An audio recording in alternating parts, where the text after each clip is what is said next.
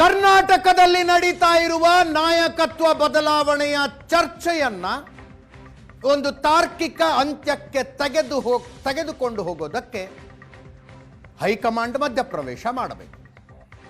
ಅದು ಮಧ್ಯಪ್ರವೇಶ ಮಾಡುವುದು ಆಮೇಲಿನ ಮಾತು. ಕೊನೆ ಪಕ್ಷ ಅಪ್ಲಿಕೇಶನ್ ಆಫ್ ಮೈಂಡ್ ಕೂಡ ಮಾಡ್ತಾ ಇದೆಯೋ ಇಲ್ಲವೋ ಅನ್ನುವ ವಾತಾವರಣ ಇದೆ. ಅದರ ಮಧ್ಯದಲ್ಲಿ ಸ್ವತಃ ಎಐಸಿಸಿ ಅಧ್ಯಕ್ಷರೇ ಸ್ಥಳೀಯವಾಗಿ ಸೃಷ್ಟಿಸಿಕೊಂಡಿರುವ ಸಮಸ್ಯೆ ಇಲ್ಲೇ ಬಗೆಹರಿಬೇಕು ಅಂದುಬಿಟ್ರು. ಸ್ವತಃ ಮಲ್ಲಿಕಾರ್ಜುನ ಖರ್ಗೆ ಅವರು ಇದು ಸ್ಥಳೀಯ ಸಮಸ್ಯೆ ಇಲ್ಲೇ ಬಗೆಹರಿಬೇಕು ಅಂದ್ರು.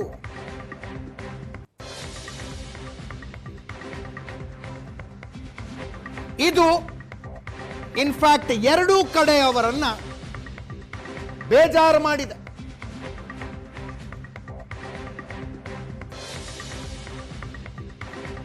ಮುಖ್ಯಮಂತ್ರಿ ಆಗುವುದಕ್ಕೆ ಕಾಯ್ದು ಕುಳಿತಿರುವ ಡಿಸಿಎಂ ಡಿಕೆ ಶಿವಕುಮಾರ್ ಅವರಿಗೆ ಬೇಜಾರಾಗೋದು ಅರ್ಥ ಆಗುತ್ತೆ. ಸಿದ್ದರಾಮಯ್ಯನವರಿಗೆ ಯಾಕೆ ಬೇಜಾರಾಗಬೇಕು?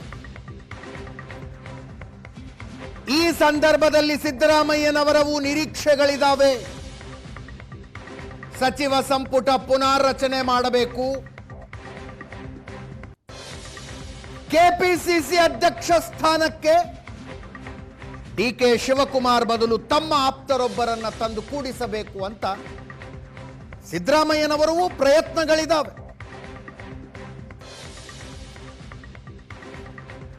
ಡಿಕೆ ಶಿವಕುಮಾರ್ ಅವರ ಪ್ರಯತ್ನವೂ ಕೈಗೂಡ್ತಾ ಇಲ್ಲ, ಸಿದ್ದರಾಮಯ್ಯನವರ ಪ್ರಯತ್ನವೂ ಕೈಗೂಡ್ತಾ ಇಲ್ಲ. ಸಂಕ್ರಾಂತಿಯ ತನಕ ಕಾದು ನೋಡುವ ನಿರ್ಧಾರ ಎರಡೂ ಕಡೆಯವರದ್ದು. ಸಂಕ್ರಾಂತಿ ತನಕ ಸುಮ್ಮನಿರೋಣ ಅಂತ.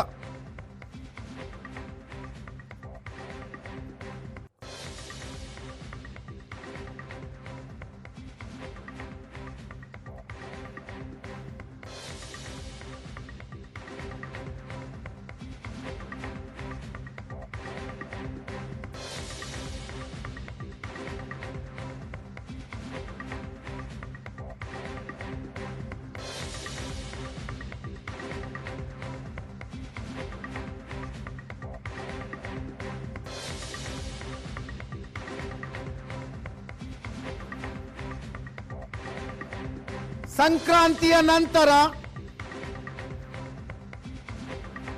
ಡಿಕೆ ಶಿವಕುಮಾರ್ ಬಣದವರ ಚಟುವಟಿಕೆಗಳ ಆರಂಭಗೊಂಡ್ರೆ, ಚಟುವಟಿಕೆಗಳು ಇನ್ ದ ಸೆನ್ಸ್ ಮತ್ತಷ್ಟು ದೆಹಲಿ ಯಾತ್ರೆಗಳು, ಹೇಳಿಕೆಗಳು ಮತ್ತೆ ಶುರುವಾದ್ರೆ ಆಶ್ಚರ್ಯ ಪಡಬೇಕಿಲ್ಲ.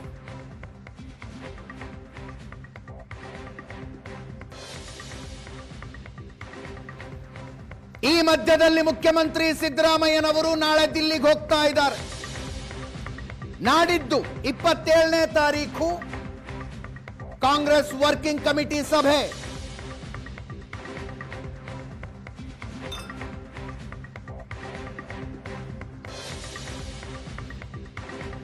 ಕಾಂಗ್ರೆಸ್ನ ಹಿರಿಯ ನಾಯಕರುಗಳು, 3 ರಾಜ್ಯಗಳ ಮುಖ್ಯಮಂತ್ರಿಗಳು ಭಾಗಿಯಾಗ್ತಾರೆ: ಕರ್ನಾಟಕ, ತೆಲಂಗಾಣ, ಹಿಮಾಚಲ ಪ್ರದೇಶ.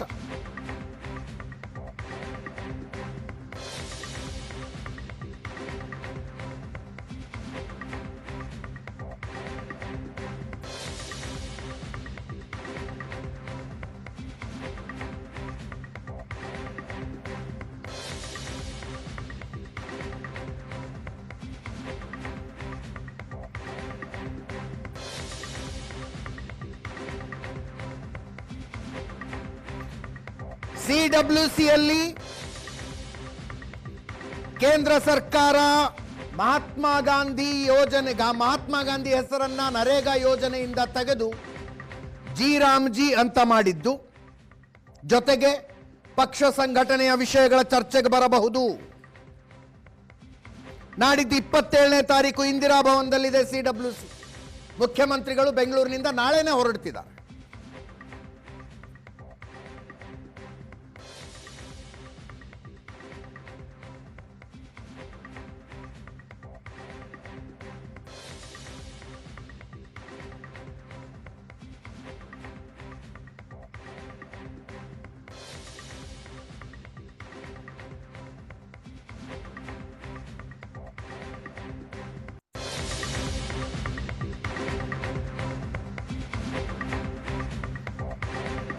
ಮುಖ್ಯಮಂತ್ರಿಗಳು ದೆಹಲಿಯಲ್ಲಿದ್ದಾಗಲೇ, ಕಾಂಗ್ರೆಸ್ ಕಾರ್ಯಕಾರಿಣಿ ಸಭೆಗೆ ಹೋದಾಗಲೇ ನಾಯಕತ್ವ ಬದಲಾವಣೆಯ ಚರ್ಚೆ ಏನಾದರೂ ಆಗಬಹುದಾ?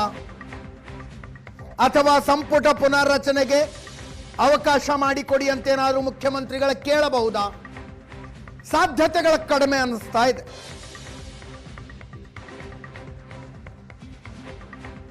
ಸಾಧ್ಯತೆಗಳ ಕಡಿಮೆ.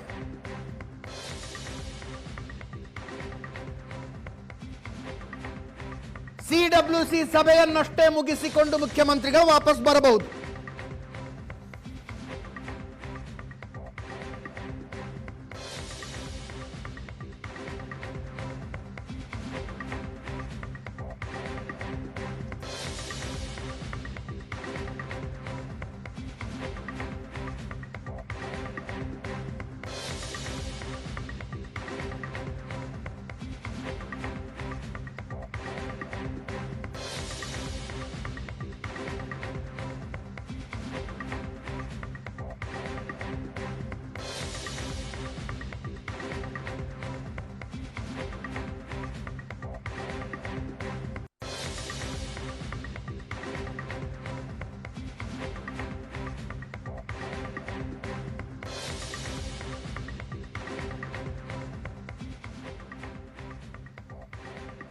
ಕೆಲವೇ ಕ್ಷಣಗಳಲ್ಲಿ ನನ್ನ ಕೊಲೀಗ್ ಪ್ರಶಾಂತ್ ನಾಥು ಜಾಯಿನ್ ಆಗ್ತಾರೆ. ಈಗ ಕಾಂಗ್ರೆಸ್ ಬೀಟ್ ರಿಪೋರ್ಟರ್ ಮಾರುತೇಶ್ ನೇರ ಸಂಪರ್ಕದಲ್ಲಿದ್ದಾರೆ. ಮಾರುತೇಶ್, ಮುಖ್ಯಮಂತ್ರಿಗಳ ನಾಳೆನೇ ಹೊರಡ್ತಾ ಇದ್ದಾರೆ.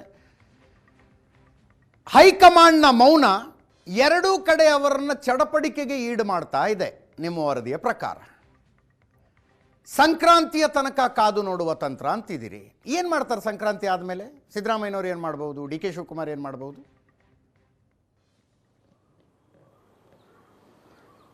ಅಲ್ಲ, ಈಗ ಹೈಕಮಾಂಡ್ ಯಾವುದೇ ತೀರ್ಮಾನಗಳನ್ನು ತೆಗೆದುಕೊಳ್ಳದೇ ಇರೋದ ಕಾರಣಕ್ಕಾಗಿ ಗೊಂದಲಗಳು ಮುಂದುವರಿತಾ ಇದೆ. ಅದು ಬಹಿರಂಗ ಆಕ್ಟಿವಿಟಿಗಳಿಗೆ ಕಾರಣ ಆಗದೇ ಇರಬಹುದು, ಆದರೆ ಆಂತರಿಕವಾಗಿ ಮಾತ್ರ ಈ ತಿಕ್ಕಾಟ, ಈ ಗೊಂದಲ ಮುಂದುವರಿತಾನೆ ಇದೆ. ಕಾರ್ಯಕರ್ತರಲ್ಲೂ ಕೂಡ ಯಾವ ತೀರ್ಮಾನವನ್ನು ಹೈಕಮಾಂಡ್ ತೆಗೆದುಕೊಳ್ತಾ ಇಲ್ಲ. ಯಾವಾಗ ತೆಗೆದುಕೊಳ್ತಾರೆ ಅನ್ನುವಂಥ ಕುತೂಹಲ ಒಂದು ಕಡೆ ಆದರೆ, ಯಾವುದೇ ತೀರ್ಮಾನ ಮಾಡಲ್ವೇನೋ ಅನ್ನುವಂತಹ ಅನುಮಾನ ಕೂಡ ಕಾಣ್ತಾ ಇದೆ. ಸೊ ಹೀಗಾಗಿ ಎರಡೂ ಬಣದಲ್ಲಿರ್ತಕ್ಕಂಥ ನಾಯಕರು ಎಕ್ಸ್ಪೆಕ್ಟ್ ಮಾಡ್ತಾ ಇರುವಂಥದ್ದು ಜನವರಿ 2ನೇ ವಾರದಲ್ಲಿ ಒಂದು ತೀರ್ಮಾನಕ್ಕೆ ಬರ್ಬೋದು, ಅಥವಾ ಎಸ್ ಆರ್ ನೋ, ಅಧಿಕಾರ ಹಂಚಿಕೆ ಮಾಡ್ತೀವಿ ಅಥವಾ ಇಲ್ವಾ, ಈ ಕ್ಲಾರಿಟಿಯನ್ನು ಕೊಡ್ಬೋದು ಅಂತೇಳಿ ಎಲ್ಲರೂ ನಿರೀಕ್ಷೆ ಮಾಡ್ತಾ ಇದ್ದಾರೆ. ಒಂದು ವೇಳೆ ಆ ರೀತಿಯಾದಂತಹ ತೀರ್ಮಾನಕ್ಕೆ ಹೈಕಮಾಂಡ್ ಬರೋದೇ ಆದರೆ ಅದಕ್ಕೂ ಮುಂಚಿತವಾಗಿ ಒಂದಷ್ಟು ಆಕ್ಟಿವಿಟಿಗಳು ಕೂಡ ನಡಿಬೇಕಾಗುತ್ತೆ. ಎಲ್ಲರ ಅಭಿಪ್ರಾಯ ಸಂಗ್ರಹವಂಥ ಪ್ರಯತ್ನಕ್ಕೂ ಕೂಡ ಹೈಕಮಾಂಡ್ ಮುಂದಾಗುತ್ತೆ. ಈ ನಡುವೆ ಜನವರಿ 15ನೇ ತಾರೀಕು ಅದು CM ಬಣದಲ್ಲಿರ್ತಕ್ಕಂಥವ್ರಾಗಿರ್ಬೋದು, DK ಶಿವಕುಮಾರ್ ಬಣದಲ್ಲಿರ್ತಕ್ಕಂಥವ್ರಾಗಿರ್ಬೋದು, ಇಬ್ಬರು ಎದುರು ನೋಡ್ತಾ ಇರುವುದು ಜನವರಿ 15ನೇ ತಾರೀಕಿನ ಒಳಗಡೆ ಒಂದು ಸ್ಪಷ್ಟ ತೀರ್ಮಾನವನ್ನು ಹೈಕಮಾಂಡ್ ತೆಗೆದುಕೊಳ್ಳುತ್ತೆ. ಒಂದು ವೇಳೆ ಹೈಕಮಾಂಡ್ ಜನವರಿ 15ರ ತನಕ ಯಾವ ತೀರ್ಮಾನಗಳನ್ನು ತೆಗೆದುಕೊಳ್ಳದೇ ಇದ್ರೆ CM ಬಣದಿಂದ ಸಚಿವ ಸಂಪುಟ ಪುನರ್ರಚನೆಯ ದಾಳ ಉದುರಿಸೋದಕ್ಕೆ ಅವರು ಕೂಡ ರೆಡಿ ಆಗ್ತಾ ಇದ್ದಾರೆ. ಯಾಕೆಂದ್ರೆ ಒಂದು ಹಂತಕ್ಕೆ ಈಗ CM ಮೇಲೆ ಬಹಳ ದೊಡ್ಡ ಪ್ರಮಾಣದ ಒತ್ತಡ ಇದೆ, ಸಚಿವ ಸಂಪುಟ ಪುನರ್ರಚನೆ ಮಾಡಬೇಕು ಅನ್ನುವಂಥದ್ದು. ರಾಹುಲ್ ಗಾಂಧಿ ಅವರನ್ನ ಭೇಟಿಯಾಗಿದ್ದಂಥ ಸಂದರ್ಭದಲ್ಲೂ ಕೂಡ ಸಿದ್ದರಾಮಯ್ಯನವರು ಇದೇ ವಿಚಾರವನ್ನು ಪ್ರಸ್ತಾಪ ಮಾಡಿದ್ರು.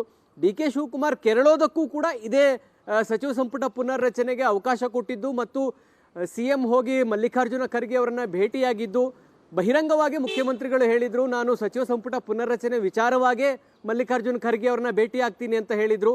ಸೊ ಈ ಬೆಳವಣಿಗೆ DK ಶಿವಕುಮಾರ್ ಅವರ ಬಣ ಮತ್ತು DK ಶಿವಕುಮಾರ್ ಸ್ವತಃ ಕೆರಳೋದಕ್ಕೆ ಅದೇ ಪ್ರಮುಖ ಕಾರಣ ಆಗಿತ್ತು.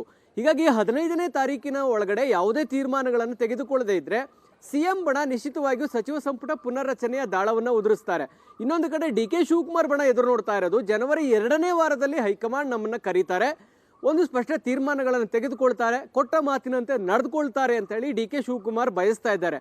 ಒಂದು ವೇಳೆ ಅದಾಗದೇ ಇದ್ರೆ ನಿಶ್ಚಿತವಾಗಿಯೂ ಕಳೆದ ಬಾರಿ ಆದಂತೆ ಶಾಸಕರ ತಂಡ ದೆಹಲಿಗೆ ಹೋಗಿ ಹೈಕಮಾಂಡ್ನ ಮೇಲೆ ಒತ್ತಡ ಹಾಕುವಂತ ಏನು ಬೆಳವಣಿಗೆಗಳು ನಡೀತು ಅದು ಮತ್ತೆ ಮುಂದುವರಿಯಬಹುದಾದಂತಹ ಸಾಧ್ಯತೆಗಳು ಕಾಣಿಸ್ತಾ ಇದ್ದಾವೆ. DK ಶಿವಕುಮಾರ್ ಬಣದಲ್ಲಿ ಇರ್ತಕ್ಕಂಥವ್ರು ಮತ್ತು DK ಶಿವಕುಮಾರ್ ಅವ್ರನ್ನ ಬೆಂಬಲಿಸಿರುವಂತಹ ಶಾಸಕರು ಅಂಥದ್ದೊಂದು ಚಟುವಟಿಕೆಗೆ ರೆಡಿ ಆಗ್ತಾ ಇದ್ದಾರೆ ಅಂತ ಹೇಳಿದ್ರೆ ತಪ್ಪಾಗ್ಲಿಕ್ಕಿಲ್ಲ. ಅದಕ್ಕೆ ಪ್ರಿಪ್ರೇಷನ್ಸ್ಗಳನ್ನು ಕೂಡ ಮಾಡ್ಕೊಳ್ತಾ ಇದ್ದಾರೆ. ಯಾವ ರೀತಿ ನಾವು ಹೈಕಮಾಂಡ್ ನಾಯಕರನ್ನ ಭೇಟಿ ಆಗಬೇಕು, ಎಲ್ಲಿ ಒತ್ತಡ ಹಾಕಬೇಕು, ಏನು ಮಾಡಬೇಕು ಅನ್ನೋದರ ಕುರಿತಾಗಿ ಅಲ್ಲಿಯೂ ಕೂಡ ತಯಾರಿ ಆರಂಭ ಆಗ್ತಾ ಇದೆ.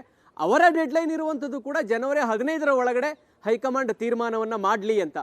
ಅಂದರೆ ಎರಡೂ ಬಣದಲ್ಲಿರ್ತಕ್ಕಂಥವ್ರಿಗೆ ಜನವರಿ 15ನೇ ತಾರೀಕು ಒಂದು ರೀತಿ ಅಂದ್ರೆ 15ನೇ ತಾರೀಕಿನ ತನಕ ಅನ್ನುವಂಥ ಒಂದು ಡೆಡ್ಲೈನ್ ಕಾಣಿಸ್ತಾ ಇದೆ. ಎರಡೂ ಬಣದಲ್ಲಿ ಇರ್ತಕ್ಕಂಥವ್ರು ತಯಾರಿಗಳನ್ನ ಆರಂಭ ಮಾಡ್ದಂಗೆ ಕಾಣಿಸ್ತಾ ಇದೆ. ಆದರೆ ಹೈಕಮಾಂಡ್ ಮಾತ್ರ ಇಲ್ಲಿ ಈ ತರದ ತಯಾರಿಗಳು ನಡೀತಾ ಇದೆ.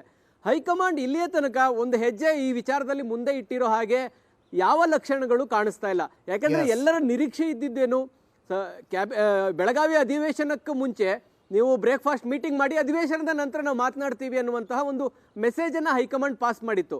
ಆದರೆ ಬೆಳಗಾವಿ ಅಧಿವೇಶನ ಮುಗಿದು ಒಂದು ವಾರಗಳಾಗ್ತಾ ಬಂದರೂ ಕೂಡ ಹೈಕಮಾಂಡ್ನಿಂದ ಇವರನ್ನ ಕರಿತೀವಿ ಅನ್ನೋದ್ರ ಬಗ್ಗೆಯೂ ಯಾವುದೇ ಪಾಸಿಟಿವ್ ರೆಸ್ಪಾನ್ಸ್ ಇಲ್ಲ. ಡಿ.ಕೆ. ಶಿವಕುಮಾರ್ ಅವ್ರಿಗಾಗ್ಲಿ ಮುಖ್ಯಮಂತ್ರಿಗಳ ತಲೆ ಕೆಡಿಸ್ಕೊಳ್ತಾ ಇಲ್ಲ. ಯಾರು CM ಆಗಬೇಕು ಅಂತ ಬಯಸ್ತಾ ಇದ್ದಾರೋ ಆ ಕಡೆ ಬಣದಲ್ಲಿ ಹೆಚ್ಚು ಚಡಪಡಿಕೆ ಕಾಣಿಸ್ತಾ ಇದೆ. ಹೈಕಮಾಂಡ್ ಯಾವ ತೀರ್ಮಾನವನ್ನು ತೆಗೆದುಕೊಳ್ತಾ ಇಲ್ಲ ಅನ್ನುವಂತಹ ಮನಸ್ಥಿತಿಗೆ ಬರುವಂಥ ಲಕ್ಷಣಗಳು ಆ ಬಣದಲ್ಲಿ ಕಾಣ್ತಾ ಇದೆ. ಈಗ CWC ಸಭೆ ಆದಮೇಲೆ ರಾಹುಲ್ ಗಾಂಧಿಯವರು ನ್ಯೂ ಇಯರ್ ಸೆಲೆಬ್ರೇಷನ್ಗೆ ಹೋಗ್ತಾರೆ. ಅಲ್ಲಿಯೂ ಕೂಡ ಅವಕಾಶ ಸಿಗೋದಿಲ್ಲ. ಜನವರಿ 1ನೇ ವಾರ ಕರೆಯೋದು ಡೌಟ್ ಅನ್ನುವಂಥದ್ದಿದೆ. ಈಗ ಇರುವಂಥ ಕೊನೆ ಆಪ್ಷನ್ ಜನವರಿ 2ನೇ ವಾರದಲ್ಲಾದರೂ ಕರೀತಾರಾ ಇಲ್ವಾ ಅಂತ. ಒಂದು ವೇಳೆ ಅದೂ ಆಗದೇ ಇದ್ದರೆ ನಿಶ್ಚಿತವಾಗಿ ಮತ್ತೊಂದಷ್ಟು ಕ್ಷಿಪ್ರ ಬೆಳವಣಿಗೆಗಳು ಜನವರಿ ಅಂದರೆ ನವೆಂಬರ್ 20ನೇ ತಾರೀಕು ಏನು ಸರ್ಕಾರಕ್ಕೆ 2.5 ವರ್ಷ ಆದಾಗ ಆ ದಿನದಂದೇ ಆಕ್ಟಿವಿಟಿಗಳು ಏನು ಆರಂಭ ಆದವು, ಬಹುಶಃ ಜನವರಿ 2ನೇ ವಾರದ ಬಳಿಕ ಆ ಆಕ್ಟಿವಿಟಿಗಳು ಎದುರಾಗಬಹುದು ಅಂತ ಕಾಣಿಸ್ತಾ ಇದೆ. ಅಜಿತ್,